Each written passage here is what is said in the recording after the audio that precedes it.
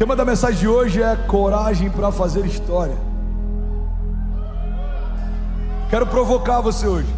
A mensagem é um pouco provocativa, mas acredite, eu amo você e eu acredito com toda a minha convicção que tem mais de Deus para você viver do que tudo em Deus que você já viveu.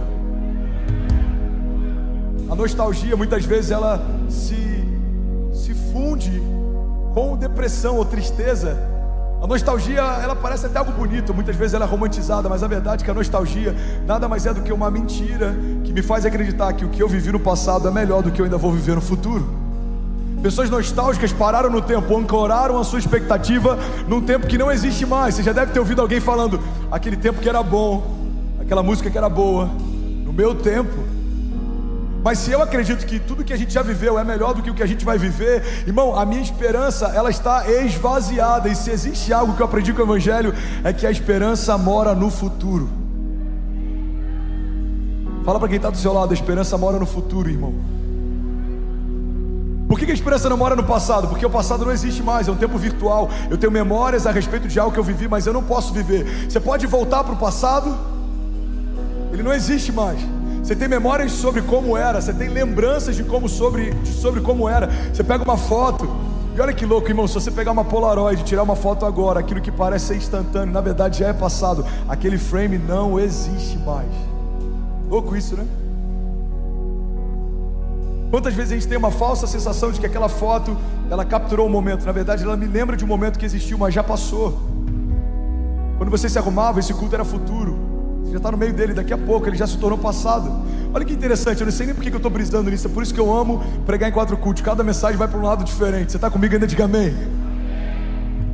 Você pega as redes sociais, você sabe por que o post se chama post? Que a ideia inicial era você vive algo e posteriormente você diz o que viveu. Então as pessoas viviam algo e depois de um tempo você parar, vou tomar um café, eu vou postar algo que eu vivi. É póstumo, é passado. E aí isso foi viralizando, a gente falou, não, peraí, não, eu não estou contente só em postar o que eu vivi, eu preciso mostrar o que eu estou vivendo. E entrou o live. On live. All day. Every day. Todo dia a gente está ao vivo. Para quem está longe, muitas vezes a gente está ficando confuso na nossa percepção de tempo. Por quê? Porque quando eu não espero um momento que eu vivi para postar e falar sobre ele, mas eu quero mostrar enquanto eu estou vivendo, eu posso ser capturado naquilo que eu estou vivendo e deixar de viver o momento só para mostrar o momento. Eu lembro de uma conferência que eu estava pregando para jovens e Deus falou comigo: o problema da sua geração, filho, é que tem muita gente com muitos registros e poucas marcas. Saber lidar com o tempo é um pré-requisito fundamental para eu ter coragem para fazer história. Porque se eu estou confuso no tempo, eu estou confuso na história. Irmão, guarda isso, Deus não entrou na história. A Bíblia não diz que em algum momento ele surgiu. Na verdade a história surgiu dele. A paternidade da história é conectada a Deus. Ele é o Pai da eternidade. Isaías fala sobre isso. E ele será chamado Maravilhoso Conselheiro, Deus Forte, Pai da eternidade e Príncipe da paz. O Deus Criador não entrou na história, a história saiu de dentro dele. Você tem noção que todo o timeline da história não existia antes dele, só foi gerado a partir dele e só é sustentado por ele?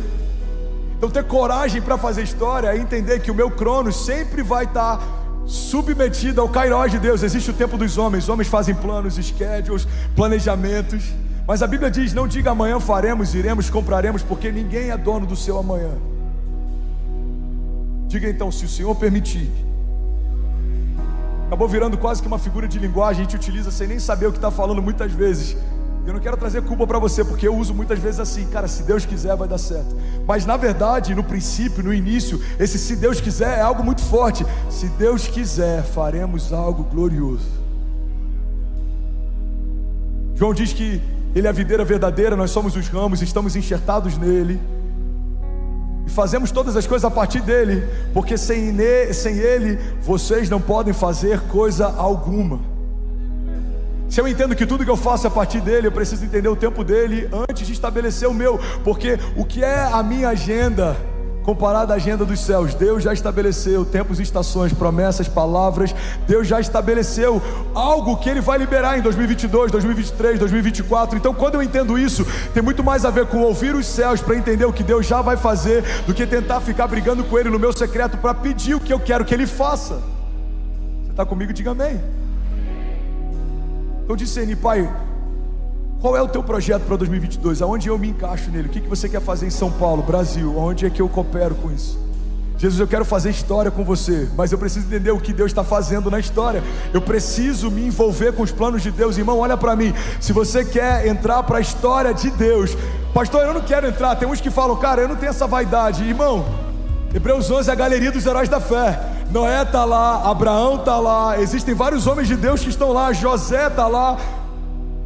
E eu tenho uma convicção: a galeria dos heróis da fé não é uma galeria que fala a respeito do número de homens que Deus chamou. Estou pregando na velocidade 2 do WhatsApp hoje, né? Perdão, eu só tenho mais 15 minutos. Você está recebendo algo de Deus?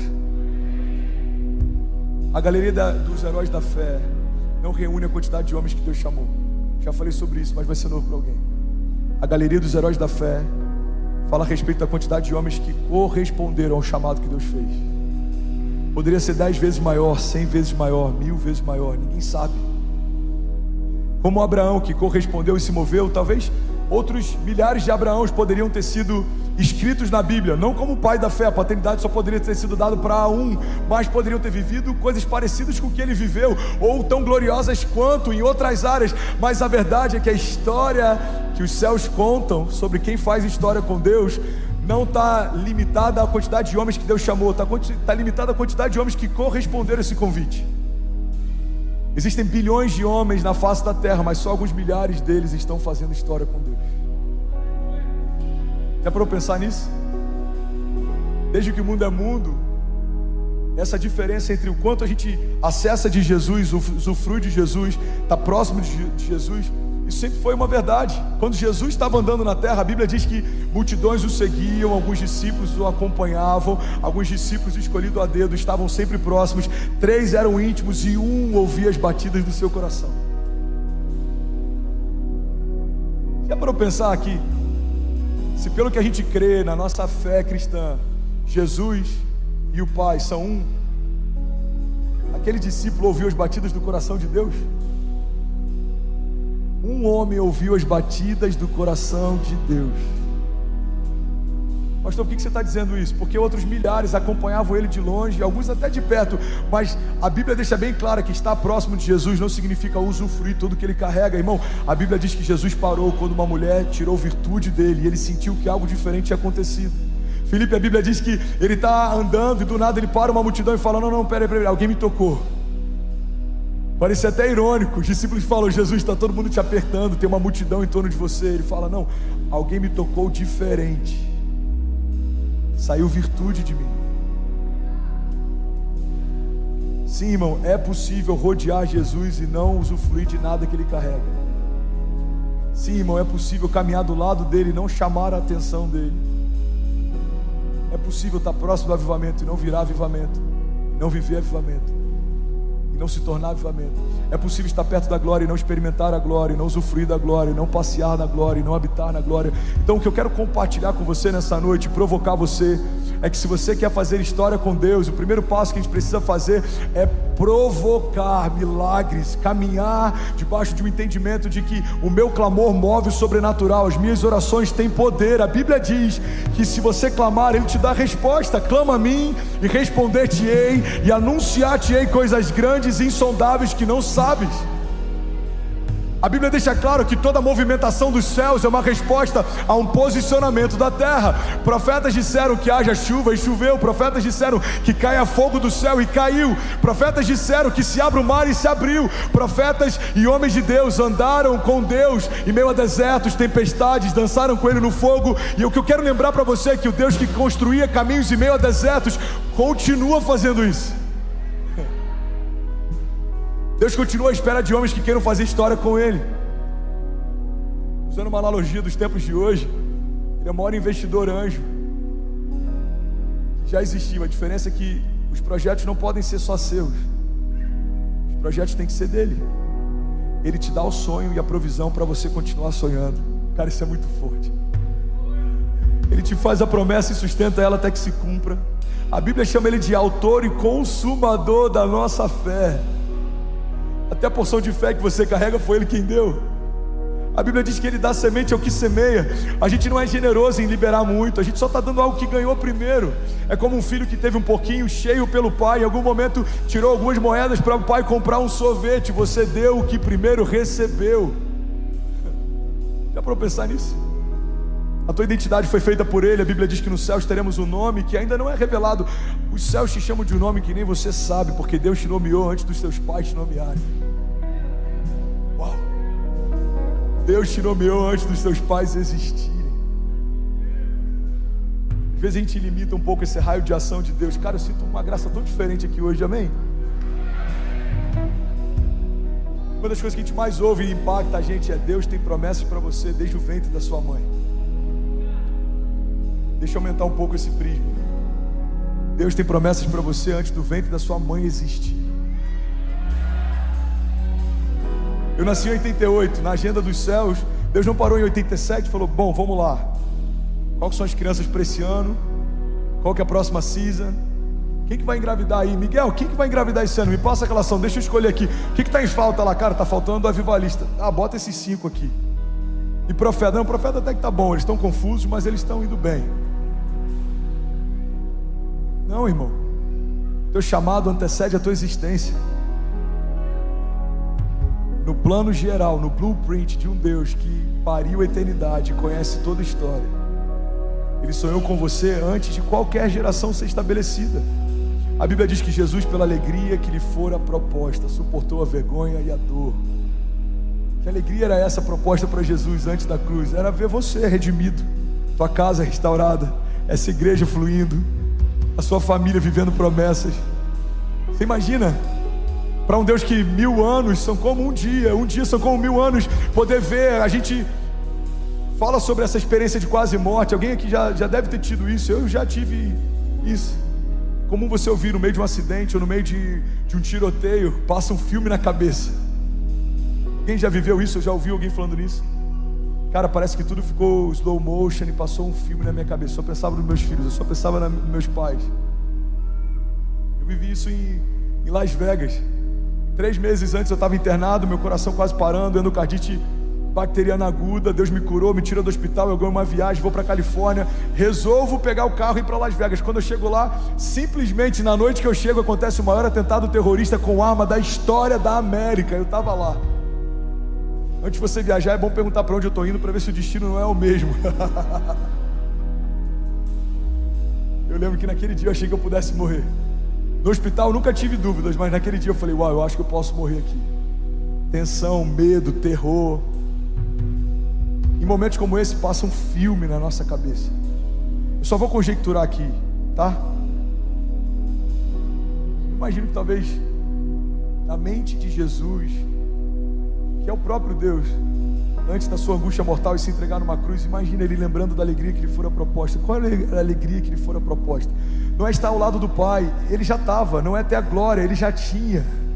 Não é estar nos céus, Ele já estava. Ele abriu mão disso por você. A alegria que fora proposta é o Pai poder ter de volta para si os seus filhos. A Bíblia diz que fomos reconciliados com Deus através do sacrifício físico de Jesus. Então o Pai envia um único filho e fala: filho, vai lá e paga o preço. Irmão, João diz que Deus amou o mundo de tal maneira que Ele deu o seu único filho, para que todo aquele que nele crê não pereça, mas seja salvo. Eu gosto de traduzir para uma linguagem, você não vai achar essa Bíblia porque essa versão não existe, mas vai fazer sentido para alguém aqui. Em outras palavras, se a gente for simplificar o que João diz, ele está dizendo que Deus amou você de tal maneira que Ele aceitou a ideia de abrir mão de Jesus por um tempo, mas não aceitou a ideia de abrir mão de você para sempre. Isso é redenção. O único Filho de Deus. Não era o primeiro, não era o mais amado. Se for para Jesus, você pode fazer melhor. Jesus está aqui, irmão, eu sinto isso. Meu Deus. A Bíblia não diz: Deus pegou o filho que mais amava, como fez com Abraão. Não. A Bíblia diz que ele pegou o único filho que tinha. Uma mentira que a gente acabou aceitando como folclore, parte da nossa cultura. Somos todos filhos de Deus. Não é o que a Bíblia diz. A Bíblia diz que somos todos criatura de Deus, criação de Deus. Mas os filhos são aqueles que reconhecem Jesus como Salvador e recebem o espírito de adoção, pelo qual clamamos Abba, Pai. Sabe o que significa Abba, Pai? Paizinho. A Bíblia diz que aqueles que reconhecem Jesus como Salvador recebem o espírito de adoção, pelo qual eles podem chamar Deus de Paizinho. Cara, olha que forte isso. Alguém está recebendo algo de Deus? Você pega a história de Jesus em todos os evangelhos, você vê ele chamando Deus de Pai. Bom, o meu Pai que está nos céus. Eu só falo o que eu ouvi o meu Pai falar, eu só faço o que eu vi o meu Pai fazer. Ele ensina oração: Pai nosso que estás nos céus, santificado seja o teu nome. Mas tem um momento na história que Jesus não chama Deus de Pai. Você sabia disso? Quando Jesus assume o meu pecado e o seu e é colocado na cruz, a Bíblia diz que aquele que não cometeu pecado se fez pecado por nós, para que nós fôssemos feitos justiça de Deus. Irmão, pega isso. Quando Jesus recebeu o meu pecado e o seu, ele se torna pecado. Então, naquela condição de pecado, é o único momento em que Jesus não chama mais Deus de Pai, ele chama Deus de Deus. Ele fala: Deus meu, por que me desamparaste? Irmão, o único filho de Deus se fez homem para que todo homem pudesse ser feito filho de Deus. Ele abriu mão. Ele era unigênito. E a Bíblia diz que o unigênito morreu para que pudesse ressuscitar como primogênito, primeiro de muitos. Ter esse entendimento faz com que eu consiga fazer história com Deus. Por quê? Porque não dá para fazer história com Deus sem saber quem Deus é. E não dá para saber quem Deus é se eu não souber quem eu sou também. Toda a história bíblica a gente vê homens que tiveram um novo nível de revelação de si, quando tiveram um novo nível de revelação de Deus. Jesus está com os discípulos e ele fala: quem dizem que eu sou?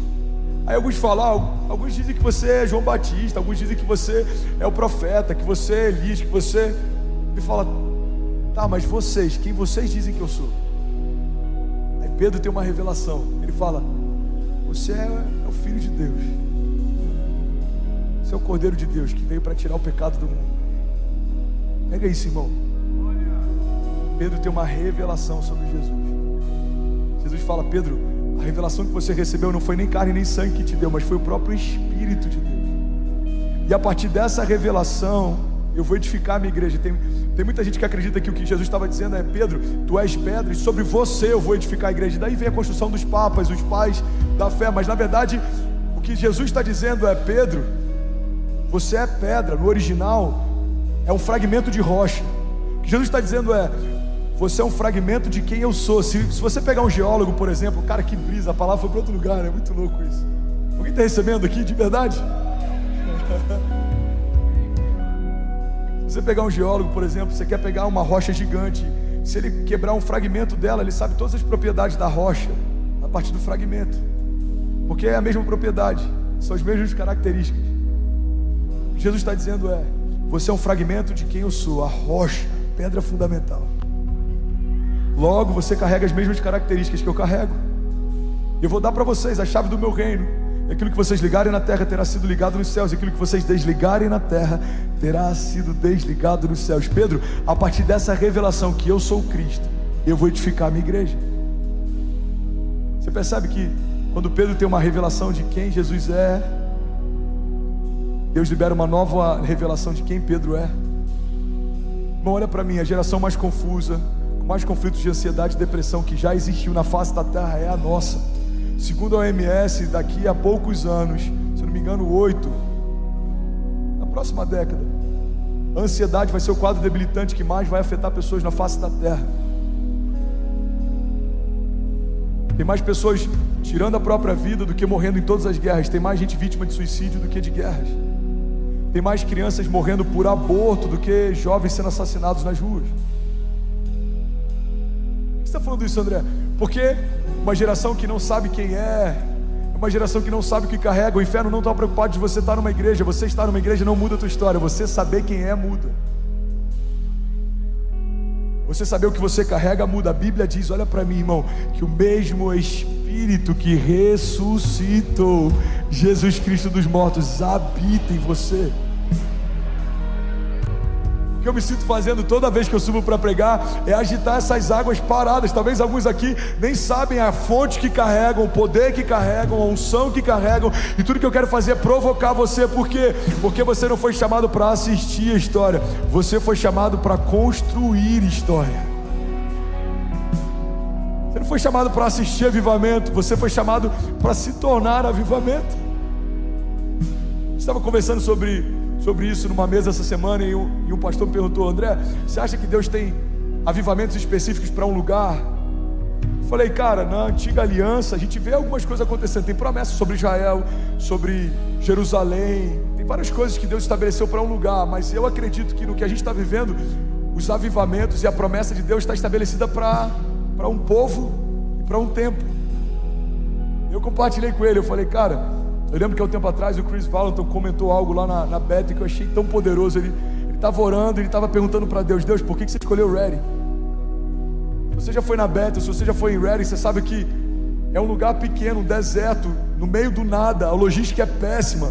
Ou você vai para o São Francisco, ou você vai para o Sacramento, a logística não faz sentido, o lugar não faz sentido, o PIB não faz sentido, a quantidade de pessoas não faz sentido, nada faz sentido em ser lá. E ele perguntou a Deus, por que você escolheu logo Redding? Aí Deus falou para ele, eu não escolhi o Red, eu escolhi o Bill. O Bill escolheu o Red. Guarda isso, irmão. Quando a gente tem o entendimento que a gente é a bênção, os lugares não importam, os lugares são abençoados porque a gente chegou, os lugares são ressignificados porque a gente chegou, os lugares são afetados porque a gente chegou. A fonte está em você, a vida flui de você, a promessa foi depositada em você. Você é um filho de Deus que carrega o mesmo DNA profético do teu pai, a mesma unção que foi depositada sobre Jesus está sobre você. Então entender isso é libertador. Porque alguém que foi liberto de si mesmo não é mais refém de circunstâncias, de comentários, de aprovação, de tempos difíceis. Alguns me dizem, cara, você não é maluco não, você não acha que vocês estão acelerando demais? Eu falei, cara, a gente nem começou. Mas não é porque eu estou empolgado, é porque eu sei o que eu vi. A diferença entre um visionário e um maluco é que o maluco desistiu. Todo visionário ou todo homem de Deus que se moveu debaixo de uma palavra de Deus foi questionado e em vários momentos até ridicularizado. Noé foi ridicularizado em construir uma arca, mas a família dele foi a única que sobreviveu. Davi com certeza foi contestado em não ter assassinado Saul quando podia, mas o reinado dele é o único estabelecido para sempre sobre Israel. Pedro abriu mão do seu maior milagre financeiro. Ele acabou de abrir IPO na bolsa, estourou, o pai está estourado. Aí Jesus fala aqui, abre mão de tudo e me segue. Pedro entendeu que esse milagre é pontual, mas o Deus de milagres, Ele não vai deixar de ser quem é. Quantas vezes a gente abre mão de caminhar ao lado de um Deus de milagres porque a gente se prendeu ao último milagre? Quantos me disseram, cara, você não é maluco, sair de Miami, acabou de ganhar green card? Cara, o último milagre não pode ser o meu maior tropeço. O meu último testemunho não pode se tornar o meu maior fracasso. Por quê? Porque tem muita gente que parou no lugar onde estava bom e não quer seguir a nuvem, porque já está satisfeito. A Bíblia diz que, eu vou finalizar aqui, vocês estão recebendo algo de Deus nessa noite? Eu estou feliz de estar aqui, de verdade. Alguém está feliz de estar aqui nessa noite? Jesus, eu amo esse culto. Aleluia. A Bíblia diz que quando o povo estava no deserto, Deus começou a mandar pão do céu, maná.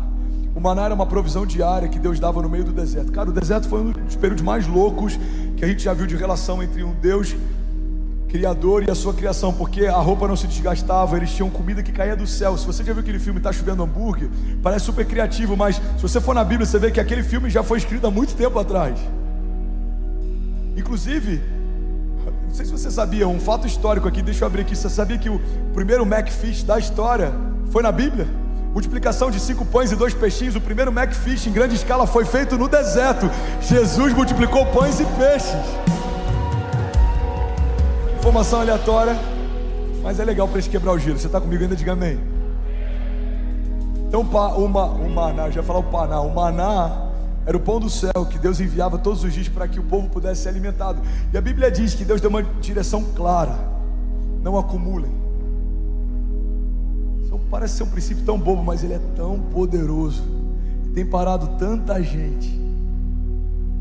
O princípio da dependência é entender que o pão de hoje é para hoje e o de amanhã Deus vai prover. A porção de hoje é para hoje e amanhã Deus vai prover.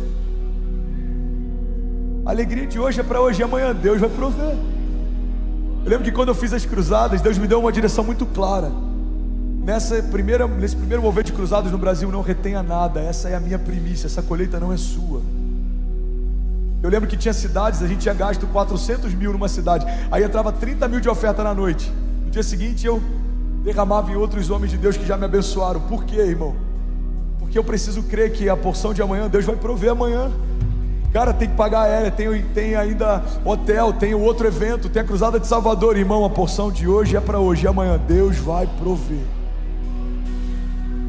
Isso é tão didático para o nosso coração, para que a gente se coloque debaixo de uma dinâmica de dependência. Eu não sei como vai ser amanhã, mas uma coisa eu sei: o Deus que proveu hoje vai prover amanhã também. Vê nisso? Você recebe isso? Então a Bíblia diz que quando o maná era acumulado, ele fedia, ele apodrecia. A porção de hoje, se você guardar para amanhã, ela não pode ser consumida. Se você caminhasse pelo arraial, pelo cheiro de podre, você sabia quais eram as famílias que confiavam e dependiam de Deus e quais não confiavam e não dependiam. Por quê? Pelo cheiro. Irmão, guarda isso, e eu estou finalizando aqui. Se a gente quer fazer história com Deus, a gente precisa entender que todos os dias Deus vai prover o que a gente precisa. E as portas fechadas, Ele é capaz de abrir portas que ninguém fecha. Mas se Deus fechar, não tenta abrir, irmão. Eu prefiro uma porta que Deus fechou do que forçar uma porta que Deus não abriu. Deus está convocando homens para fazer história com eles. Deus está convocando igrejas, comunidades de fé para fazer parte de algo novo. Deus está fazendo uma coisa nova. E a pergunta não é o que Deus vai fazer nesse tempo. A pergunta é: a sua família quer fazer parte disso? Eu lembro de uma visão que eu tive uma vez, de um alistamento, Deus chamando famílias pelo sobrenome. Quando Ele chamava a família Fernandes, eu apresentava a minha. Cara, isso é tão forte, tão poderoso. Eu quero poder ouvir isso naquele dia. Servo bom e fiel. Servo bom e fiel. A Bíblia diz que alguns vão se apresentar, e mesmo tendo feito maravilhas no nome dele, Ele vai dizer: apartai-vos de mim, porque eu não vos conheço. Para fazer história com Deus, você precisa conhecer Deus, e Deus quer conhecer você. Vou finalizar aqui. A banda pode subir toda, irmão. Guarda isso. Pastor, Deus já me conhece. A Bíblia diz que Ele sabe cada palavra antes de ser formada na minha boca. Ele já escreveu cada um dos meus livros antes de qualquer um deles existir. Pois é, Ele sabe, mas tem uma diferença daquilo que Ele sabe, daquilo que Ele ouve de você. Se não fosse assim, Jesus não teria feito a maior parte das perguntas para as pessoas que cercavam Ele, dizendo: o que queres que eu te faça? Jesus pega um homem com uma mão mirrada e pergunta: o que queres que eu te faça? Jesus vê um homem leproso: o que queres que eu te faça? Ele é deparado com um paralítico: o que queres que eu te faça? Ele vê homens que era óbvio que eles precisavam. Mas, irmão, guarda isso: o fato de Deus saber o que você precisa é diferente dele ouvir de você o que você precisa. Ele quer ouvir de você, irmão. Tudo que Ele sempre quis é relacionamento. Fez o jardim para visitar a criação no jardim. A gente pecou e foi expulso. Ele estabelece um tabernáculo para a glória dele se manifestar no meio do povo. Envia o seu filho, a nova aliança acontece, a redenção redime a criação. Fomos restituídos da glória de Deus, da presença do Pai. E agora o que Ele faz? O lugar de encontro que antes era físico, agora se tornou você. Você é o lugar de encontro de Deus. Ele quer habitar em você, Ele quer fluir com você, Ele quer fazer uma história com você. Alguém crê nisso? Diga amém. E aí, tudo bem? Você acabou agora de assistir um vídeo. Se você ainda não está inscrito, já se inscreve também no nosso canal, ativa esse sininho aqui embaixo de notificação e toda vez que eu fizer uma live ou estiver transmitindo uma mensagem ao vivo, você vai ser um dos primeiros a saber. Mas eu deixei mais 2 indicações aqui que eu espero que façam muito sentido para você. Então já aproveita e clica para assistir a próxima mensagem, beleza? Seja bem-vindo ao time de incendiários e eu espero de verdade que essas mensagens mudem a sua vida como elas têm mudado a minha também. Até a próxima. Valeu! 2022 é um ano da gente alimentar os nossos milagres. Em 2022, irmão, pega essa chave, anota isso, medita nisso. Ou você vai viver a sua fé, ou você vai viver os seus medos.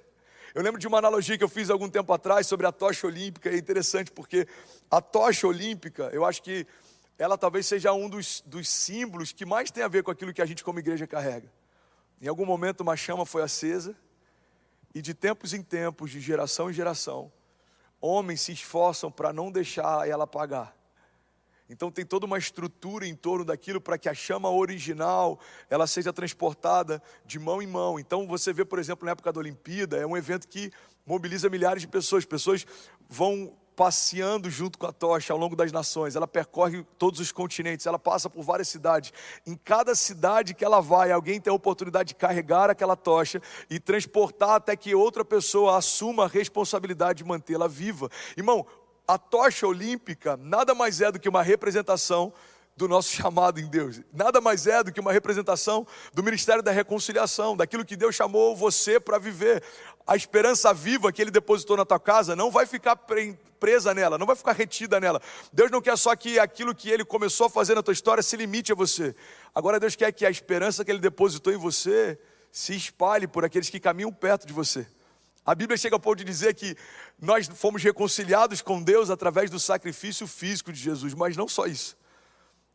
Nós não só recebemos o ministério da reconciliação, nós não só fomos reconciliados com Deus, como agora todas as vezes que a gente abre a nossa boca, é como se o próprio Deus falasse através de nós.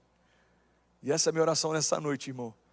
Para que cada palavra que eu libere seja como música no coração de quem ouve. Para que cada passagem dessa que está sendo liberada seja como uma flecha no teu coração. Eu oro para que essa mensagem mude a vida da tua família. Eu oro para que essa palavra encha você de coragem, de alegria, de ousadia e de esperança. Porque 2022 vai ter seus gigantes. Ele vai ter algumas tempestades. A gente vai enfrentar alguns desertos. Mas se a gente parar para lembrar como foi 2018, 2015, 2010, a gente vai perceber que os gigantes só mudaram de nome. Eles sempre estiveram lá. Os ladrões de alegria sempre estiveram lá. As notícias ruins sempre estiveram lá. E você percebe que a gente consegue, em vários momentos, perceber a presença dos gigantes, mas nem em todos os momentos a gente consegue perceber a presença de Deus nos guardando deles. Tem gente que quando está enfrentando um momento de crise questiona: Deus, por que você se esqueceu de mim? Você consegue perceber a presença de um gigante, mas você consegue negligenciar a presença de um Deus vivo dentro de você. Irmão, Deus está dizendo para alguns de nós nessa noite: filho, o fato de gigantes se levantarem não significa que eu me esqueci de você. Eu sempre estive lá. Eu não me esqueci de você, eu não desisti de você. Você que está entrando ao vivo agora, seja bem-vindo à Lagoinha Miami. E a gente está numa noite épica em que a gente vai falar sobre esperança do início ao fim desse culto. Eu sei que está bem diferente toda a dinâmica, mas eu tenho certeza que algo em você vai mudar a partir dessa palavra. Romanos 15:13 diz o seguinte: que o Deus da esperança os encha de toda alegria e paz por sua confiança nele, para que vocês transbordem de esperança pelo poder do Espírito Santo. Hebreus 10:23 diz: apeguemo-nos com firmeza à esperança que professamos, pois aquele que prometeu é fiel. Irmão, a esperança é como uma faísca que você joga numa palha seca. A esperança é como um pilar de inflamação. Hoje pela manhã eu recebi um amigo aqui, o PPR, e eu já falei sobre isso em alguma mensagem. Eu lembro que a gente estava uma vez jantando e o PPR já foi policial. E ele falou: mano, quando a gente está lá no batalhão, quando a gente está num treinamento de contenção, de grandes manifestações, tem uma coisa que a gente aprende. Quando tem uma grande manifestação, quando tem muita gente inflamada, protesto, pessoas quebrando alguma coisa, tacando fogo em carro, enfim, a gente precisa, em primeiro lugar, identificar quais são os pilares de inflamação. Todo grande movimento tem pilares de inflamação. E os pilares de inflamação são as pessoas que elas lideram aquele movimento. Elas dão uma palavra e toda a multidão se move a partir daquilo. Elas dão uma direção e toda a multidão se move a partir daquilo. E ele falou, a primeira coisa que você precisa fazer para parar um movimento é identificar os pilares de inflamação. E na hora que ele falou aquilo, cara, eu lembro como se fosse hoje, aquilo abriu a minha mente. Eu falei, uau, é exatamente assim que o inferno trabalha.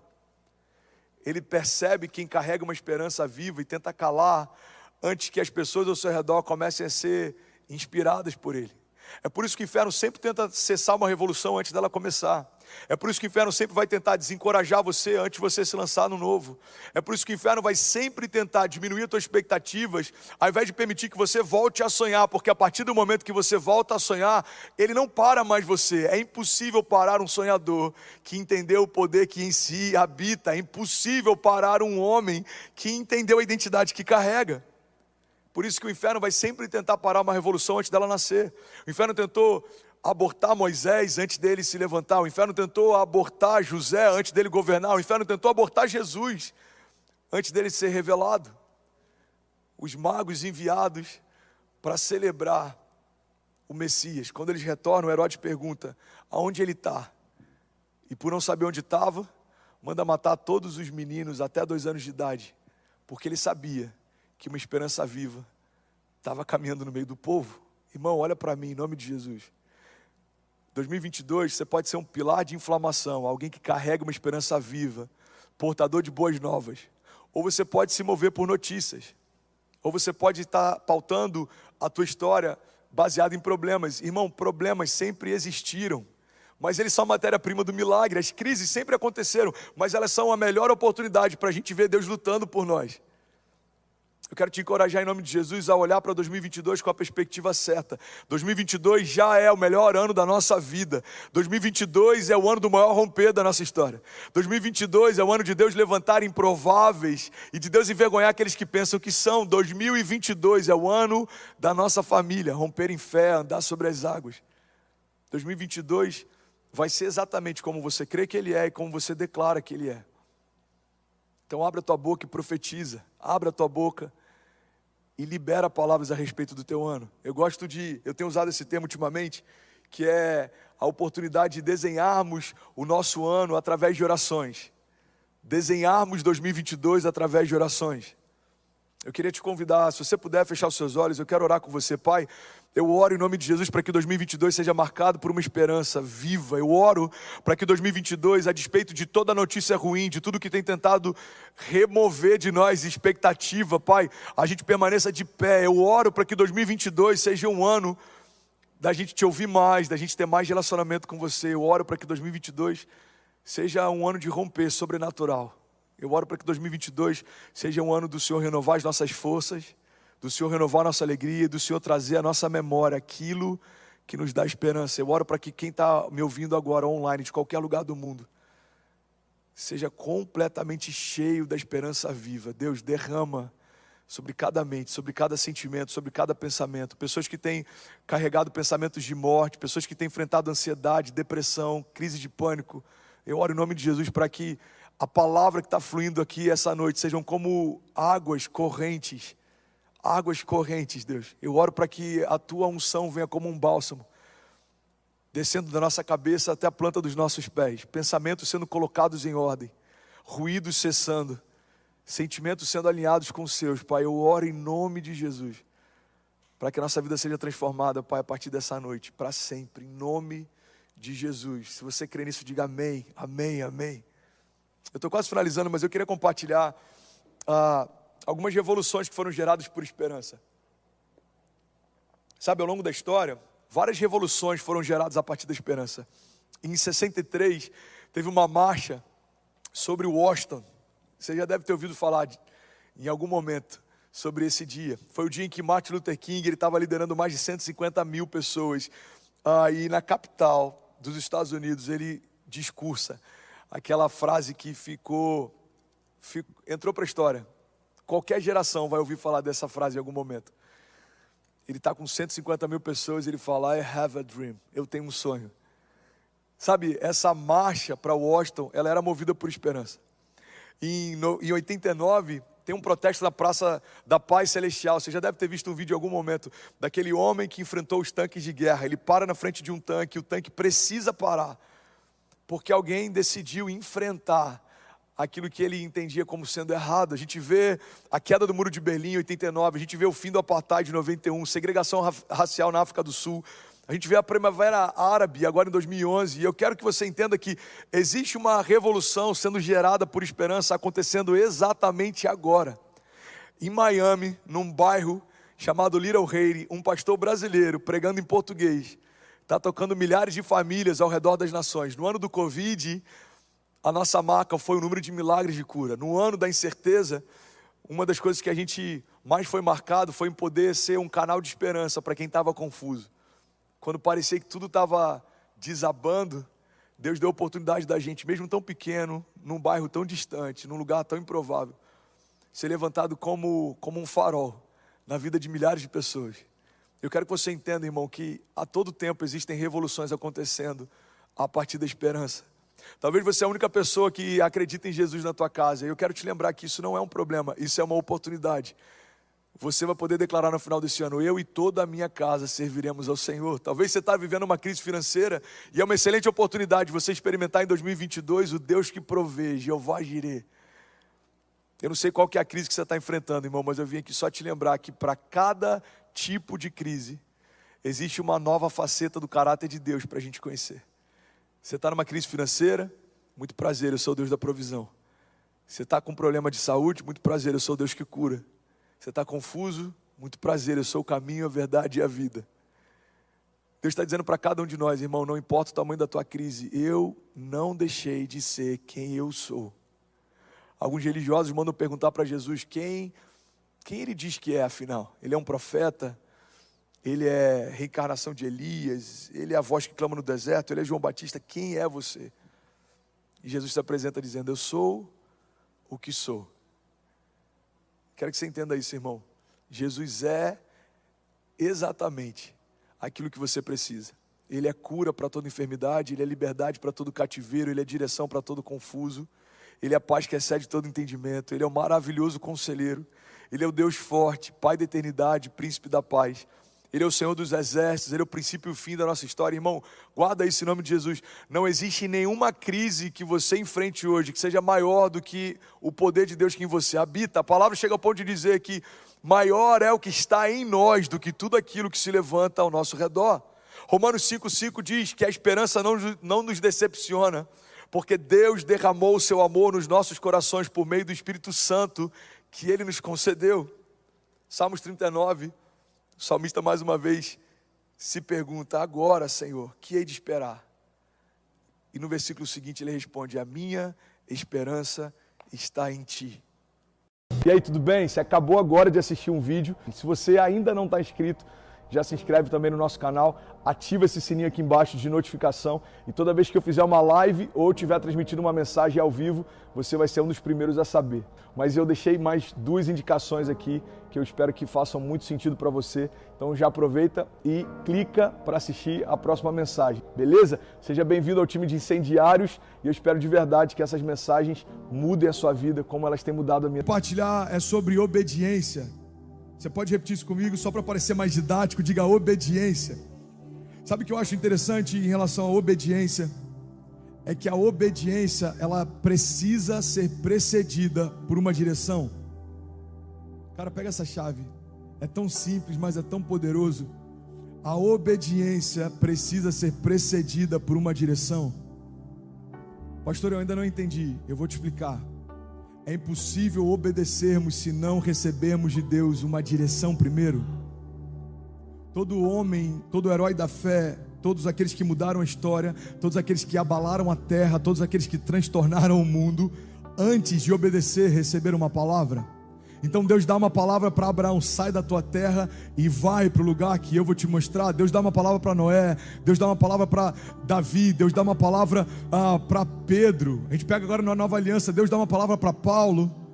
Deus dá uma palavra para cada um daqueles homens, e a partir da palavra que receberam, obedeceram, e por isso viveram milagres. Ei, olha para mim, eu vim aqui para te dizer que talvez alguns milagres que você espera e ainda não tenha vivido, sejam fruto da tua falta de obediência, por falta de direção. A gente quer sair correndo, a gente quer se mover, a gente quer começar, mas não comece nada sem que Deus tenha dito comece. Não se lance em nada sem que Deus tenha dito se lance. Não pule, irmão, de nenhum abismo sem que Deus tenha dito pule.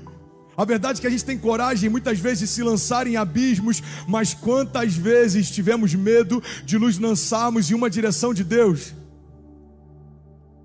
Eu conheço pessoas que Deus deixou claramente para ele: não entra nessa sociedade, eu não te dou paz para entrar nisso.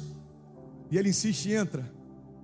Mas é a mesma pessoa que quando Deus dá uma direção, você vai precisar mudar de cidade, ou eu quero que você flua nesse ministério, ou eu quero que você faça isso, aí agora tem temor. Você já percebeu que somos muitas vezes impulsivos para fazermos aquilo que pensamos que é bom, e muitas vezes passivos para nos movermos segundo aquilo que Deus diz que é bom?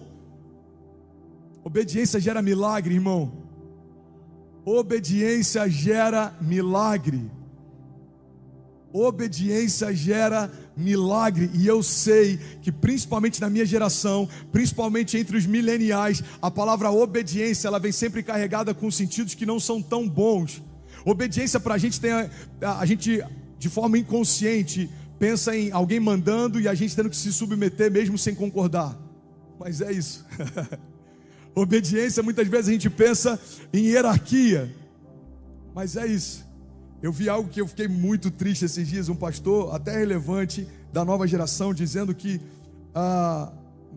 confrontando hierarquia, eu falei, esse é o problema de alguém assumir uma igreja sem nunca ter assinado uma carteira, nunca obedeceu a ninguém, e agora está pastoreando e liderando, e está ensinando pessoas a fazerem também aquilo que ele nunca fez. Irmão, hierarquia é a essência do céu, do reino e da forma como Deus se move na terra. Existe uma hierarquia no reino, existe Deus. Só para você ter uma ideia, Satanás era um querubim ungido, classe única.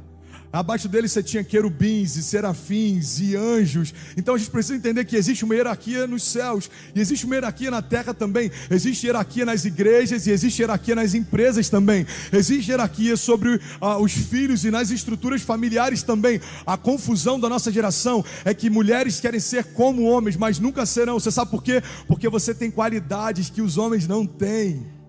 Você tem uma sutileza que os homens não têm, e os homens conseguem carregar uma carga que você não precisa carregar. Então a gente vê mulheres querendo provar que são iguais, quando na verdade não precisariam. A gente sabe, vocês são superiores em vários aspectos. Então a gente vê agora mulheres brigando com homens, é uma briga de gêneros, quando na verdade a gente deveria estar construindo algo junto. Agora a gente quer provar quem é melhor do que quem. A gente vê jovens que não conseguem se submeter, não conseguem parar em um lugar, não conseguem concluir processos, não conseguem ir até o final, não conseguem finalizar aquilo que começaram. Jovens inconstantes, indecisos, confusos. Por quê? Porque nós não sabemos obedecer. Alguém disse pra gente que obedecer não era tão bom, e a gente comprou essa mentira. Obediência gera milagres. É porque antes dos mileniais, a gente teve outras gerações, como os baby boomers, por exemplo, e tudo que eles se preocupavam era em estabelecer, em ter estabilidade, em ter um lugar seguro, um emprego para a vida inteira, uma aposentadoria e uma casa própria. Eles passaram por inúmeros períodos de instabilidade econômica, financeira, política, enfrentaram guerras, recessões, revoluções. Então, tudo que eles queriam era estabelecer uma base segura. Só que a geração que veio depois deles, os filhos deles e os netos deles, viram tanto excesso por estabilidade, que agora quiseram ir para o outro extremo. A gente agora não quer parar em lugar nenhum, a gente não quer nem comprar carro, a gente só chama um aplicativo de transporte coletivo, a gente não quer nem alugar casas, a gente usa um aplicativo para poder usar por 2 ou 3 dias. Tudo agora é muito rápido, tudo agora, os ciclos terminam muito rápido. André, qual é o problema disso na minha jornada de fé? O problema é que quando essa dinâmica de ciclos muito rápidos começa a afetar a minha jornada de fé, eu não consigo obedecer, porque obediência demanda tempo, obediência demanda tempo. Eu quero tudo para hoje, eu quero tudo para agora, eu quero que Deus faça agora uma promessa que Ele me deu para daqui a 10 anos, mas eu estarei pronto daqui a 10 anos para receber aquilo que não estou pronto para receber hoje. O tempo que Deus estabeleceu não é para preparar o que me prometeu, é para eu me preparar para receber o que Ele quer me dar. Então Deus está falando, eu vou te dar tempo, ok? Para que você, quando se tornar homem nesse aspecto, receba o que eu posso te dar. Porque o menino, enquanto for menino, de nada difere de um escravo, mesmo tendo direito a toda herança, não tem acesso a nenhuma parte dela. Deus não vai entregar um carro na mão de uma criança sem a habilitação para dirigir. É uma analogia. Mas é esse mesmo entendimento que a gente tem que trazer para promessas. Deus não vai te tornar pai de multidões se você não é pai nem da tua casa. Deus não vai fazer você pregar para multidões se você não tem prazer de pregar nem com a tua vida. Deus não vai te colocar sobre púlpitos e estádios lotados se você não tem prazer e se sente constrangido pela oportunidade de ministrar na garagem da tua casa, ou numa célula, ou num lugar pequeno que ninguém quer ir. Irmão, Deus não coloca meninos em lugares de homens, porque isso não dá certo. Então o que é obediência? Obediência é Deus falando, olha, eu sei que você não pode, eu sei que você não consegue, eu sei que você não merece, mas se você obedecer o que eu estou te falando, você vai viver o que eu estou te prometendo. A ausência de obediência gera ausência de promessas, a ausência de obediência gera ausência de milagres, a ausência de obediência gera ausência de romper. E eu vou além, irmão, que eu acho que é uma das crises da minha geração. A ausência de obediência gera problemas de caráter. Não sabemos obedecer. Deus fala, espera, a gente quer para agora. Deus fala, não faz, a gente vai. E depois ainda pede para que Ele abençoe aquilo que a gente fez sem que Ele desejasse que fizéssemos. Relacionamentos, portas que a gente entra, sociedades que a gente estabelece, projetos que a gente começa. Deus fala, eu não me agrado disso. Mas a gente tem tanta certeza que a gente chega ao ponto de achar que sabe mais do que Deus. Ele está dizendo para não fazer, porque você só conhece o teu hoje e tem uma vaga memória do ontem, mas Ele sabe quem você era antes de tudo existir, e Ele sabe o que está por vir antes que cada um desses dias aconteçam. Então quando Deus está te falando hoje, não faça, Ele sabe que lá na frente, o que você está querendo fazer hoje não vai trazer vida para você. Irmão, obediência não é como um pai que dá ordens porque quer só mandar sobre os seus filhos. Obediência é como um pai que sabe o que é melhor para os seus filhos e por isso dá direções que geram vida. Obediência gera milagres. Desobediência gera queda. O princípio da queda de Satanás foi desobedecer, foi se rebelar com princípios que Deus estabeleceu para ele. Isso está dentro da nossa essência adâmica, mas para nós que nascemos de novo, isso não pode mais fazer parte de nós. Sabe, principalmente dentro de igreja, pastoreio, ministério, a gente aprende muito sobre isso. Lealdade. Quantas vezes a gente vê deslealdade? Sabe, a essência da lealdade é principalmente você fazer quando não concorda. Porque você não precisa ser leal quando alguém te dá uma direção que você concorda. Você faz com prazer. A lealdade habita em meio à discordância. É quando alguém te dá uma direção que você não concorda, mas você faz crendo que Ele sabe o que é melhor para você. E se Ele errar? Se Ele errar, você continua sendo leal. Por quê? Porque estar debaixo de alguém que só acerta, isso não é uma relação de aliança, isso é uma relação de conveniência. No primeiro erro, não conta comigo, eu estou indo para outro lugar. Você está comigo ainda? Eu só posso obedecer se tiver uma direção, é um pré-requisito. Como obedecer se eu não sei o que me foi pedido? Como obedecer se eu não sei o que Deus espera de mim? E é por isso que temos tanta dificuldade de obedecer, porque também temos dificuldade de discernir. A gente quer que outros digam para nós aquilo que Deus tem para nós. Quantas pessoas chegam para mim e falam, pastor, eu queria que você me ajudasse a entender qual é o meu propósito. Pastor, eu queria que você me ajudasse a entender se é para fazer isso, aquilo. Pastor, você percebe que a gente está terceirizando uma responsabilidade que é nossa? Irmão, o papel do pastor não é fazer por você. O papel do pastor é apontar para você como você vai fazer. Todo pastoreio que centraliza em si a forma como você flui, discerne, se move, não é pastoreio.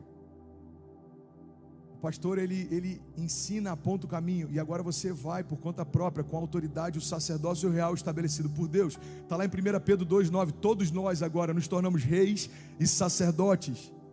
Então o que eu quero compartilhar com você é, você quer prosperar, você quer romper, você quer fluir, entenda de Deus qual é a direção, e obedeça.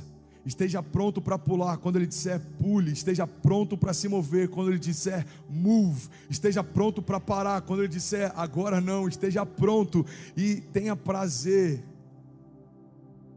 Tem momentos que é difícil, irmão, obedecer é difícil. Mas o fruto da obediência é milagre. O fruto da obediência é prosperidade. O fruto da obediência é paz que excede todo entendimento. E é a obediência que separa meninos de homens.